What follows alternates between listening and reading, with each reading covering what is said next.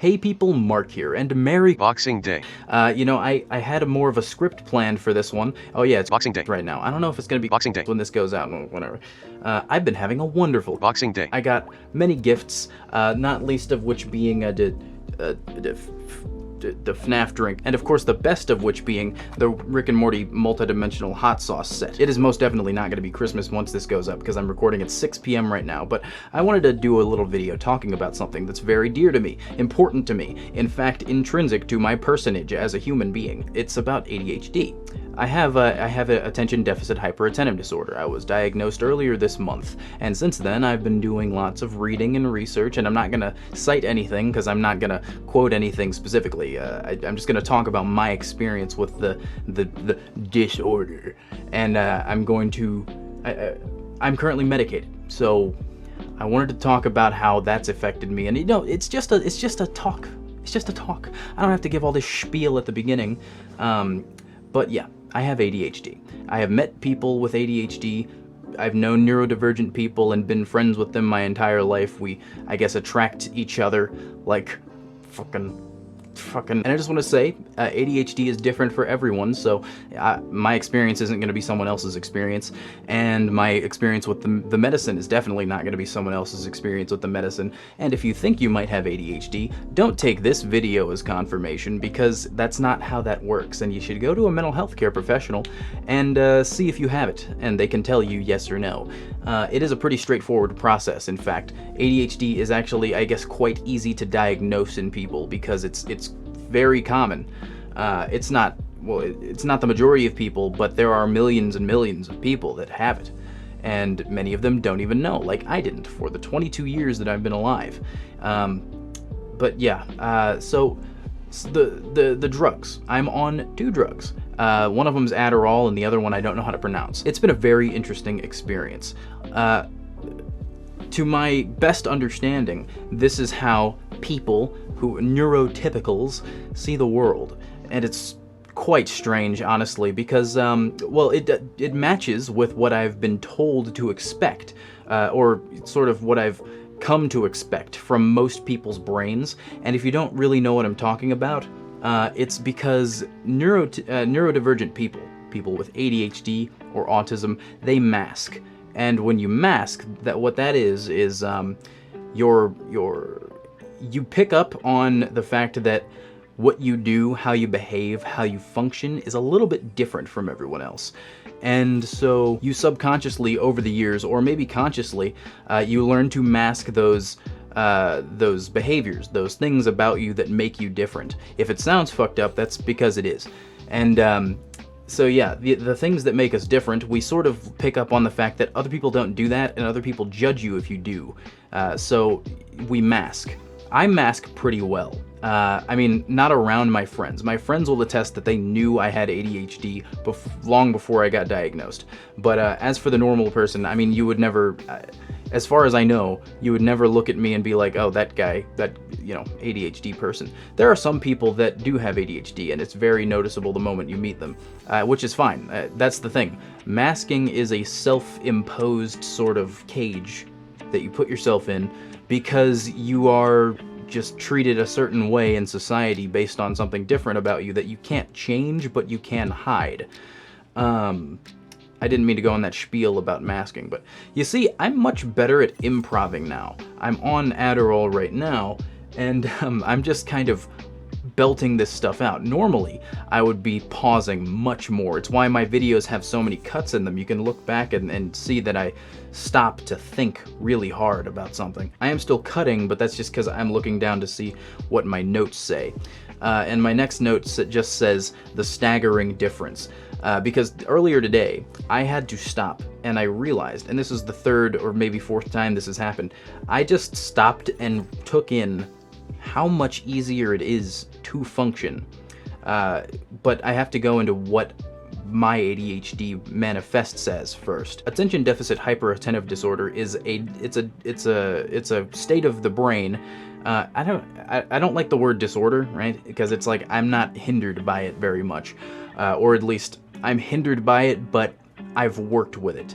and it gives me some benefits, but we'll talk about that later. Attention deficit hyperattentive disorder basically makes it so that your brain draws different connections when you're thinking about things. It makes you more prone to feeling like you're running on an engine. That's a description I've heard a lot. It makes you prone to moving around and fidgeting, and my mom got me a cool fidget toy, which that was nice of her.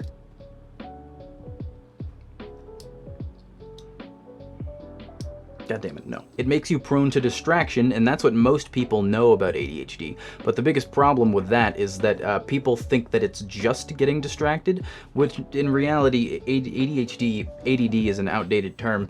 ADHD is more a total reconfiguration of how your brain operates. Your brain makes connections in ways different to most people. It's really hard to explain that, but the best way for me to explain is that yesterday, when I was on medication, I thought to myself, oh, I left my wallet and my keys downstairs in the basement.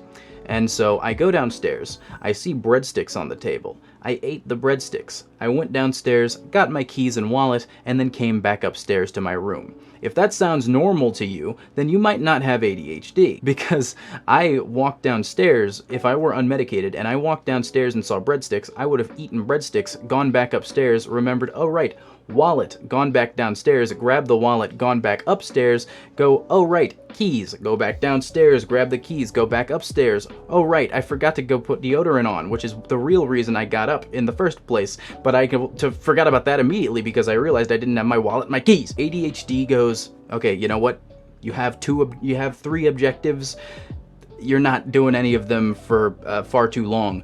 So I'm on Adderall, and that's Adderall XR specifically is it's you know what, no, I'm not a fucking doctor. I'm not gonna explain what Adderall does because I don't know, but basically it made it so that my brain could make the simple connection, go downstairs, grab your stuff that you need. Also, there's breadsticks on the way, that's cool, that's a little bonus treat. Rick and Morty multidimensional hot sauce. There are so many things that you wouldn't have expected to change too. Like my vision is different when I'm on Adderall. Now I think people know that it's sort of the idea of taking Adderall is it turns up your FOV slider, right?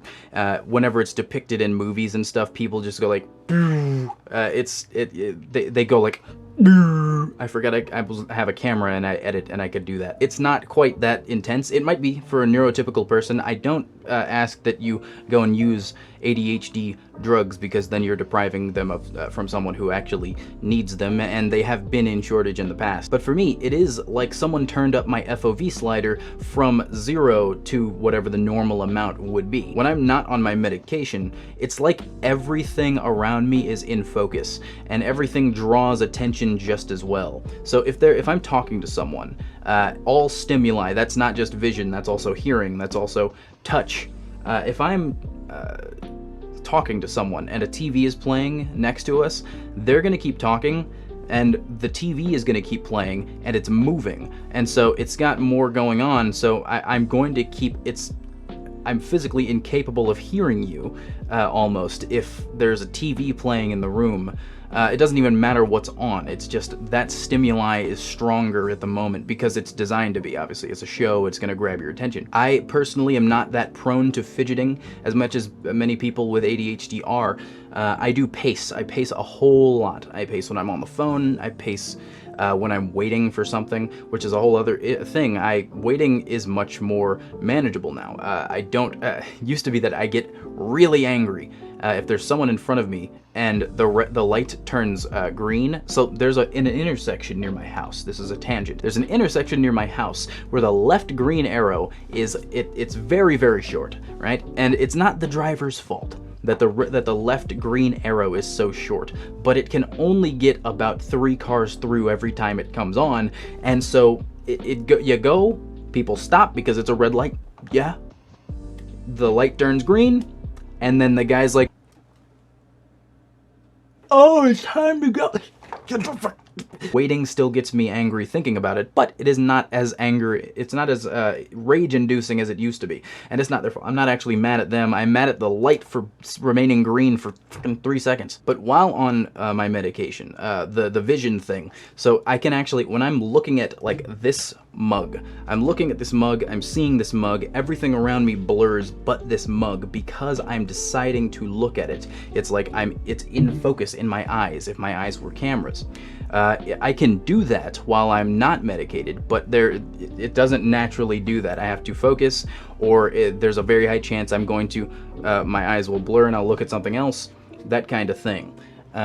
Also, why would I stare at a mug? It's not specifically interesting. Movement, right. So I'm very conscious of the way I move, my body and what position it's in at all times, as well as the people in the room around me and whether they're looking at me and what they're doing and what way they're going to move and what they're going to say. And if I'm talking to someone, I'm very conscious of the way their sentence is going, and I have a tendency in my head to jump to conclusions about what they're going to say next. All of that is tied to, well, aside from the conversations part, all of that is tied to my general, like over the course of my life, I have fidgeted, right? I did do it. I don't do it so much anymore, but the course of my life, people be like, stop walking around, stop clicking your pen, stop bouncing your leg, you're shaking the table. And so over the years, all this compounded, and I just subconsciously was like, okay, I need to stop. I need to be very conscious of all the ways that I'm moving. I need to be conscious of where my arms and legs and hands and head and my heart are. Where's my heart? It's a little bit of an exaggeration because it's not conscious. It's not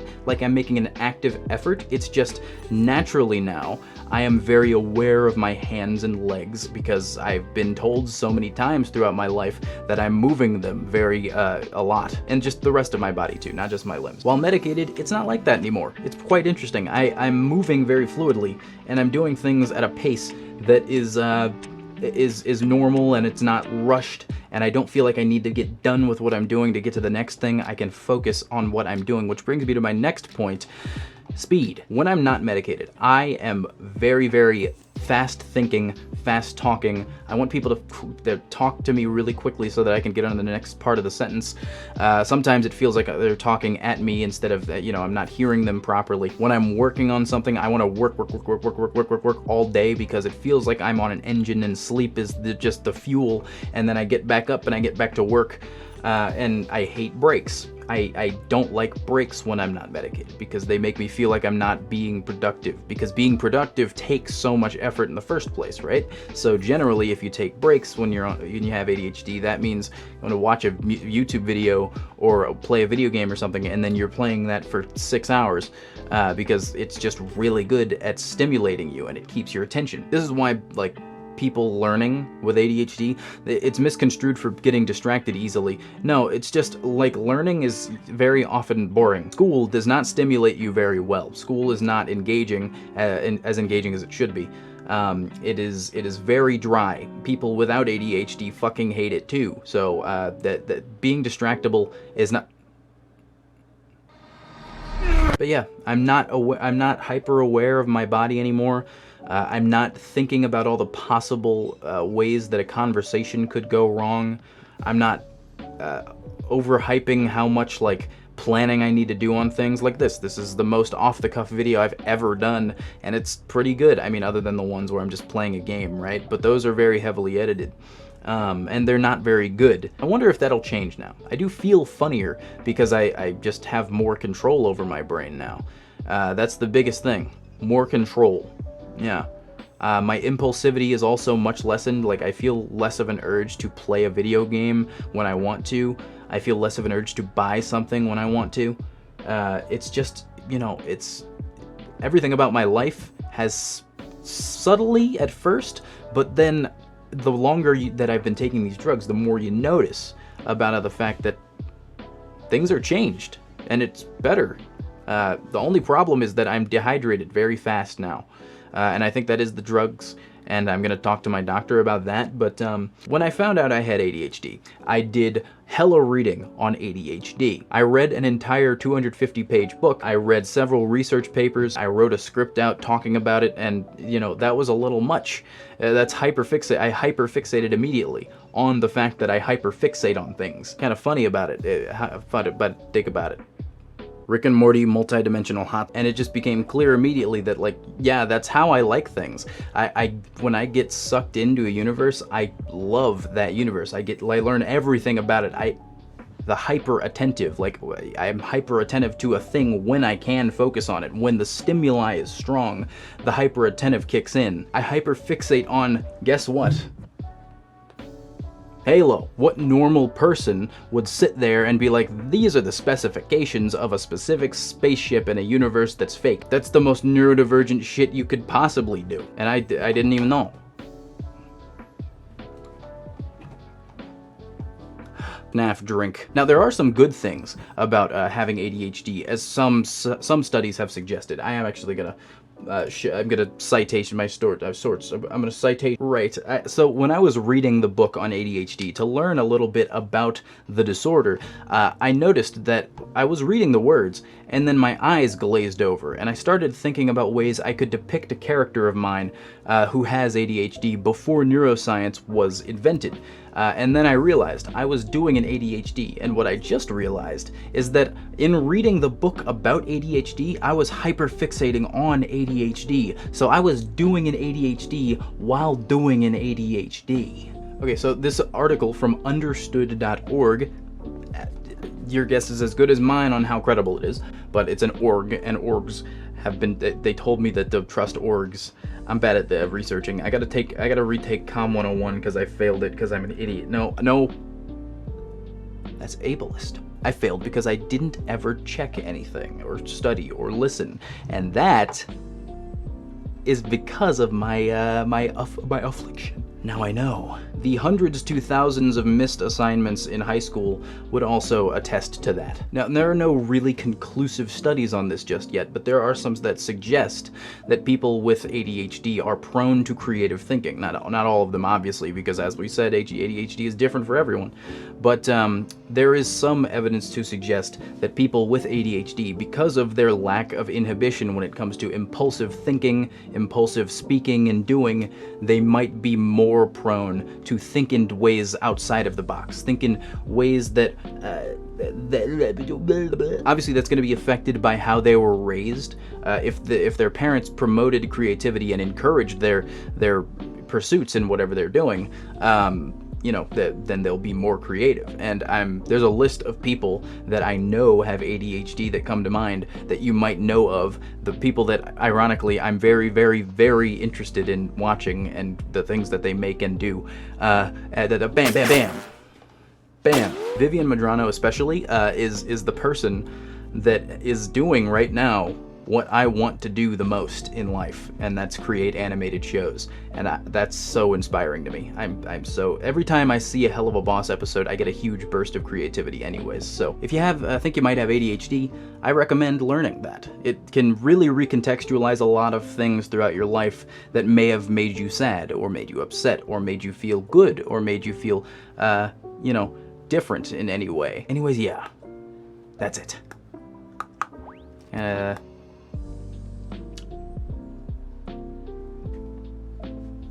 What are these flavors, anyways? Garlic, jalapeno, chipotle, and habanero sauces. You have a Rick and... So, look, I'm not the biggest Rick and Morty fan, right, guys? I've watched the show. It's alright. There are some seasons, some episodes that are just kind of bad. I know it's cringe to bring it up, right? But there is a sauce. There's a sauce very closely associated with Rick and Morty. And it is not listed right there.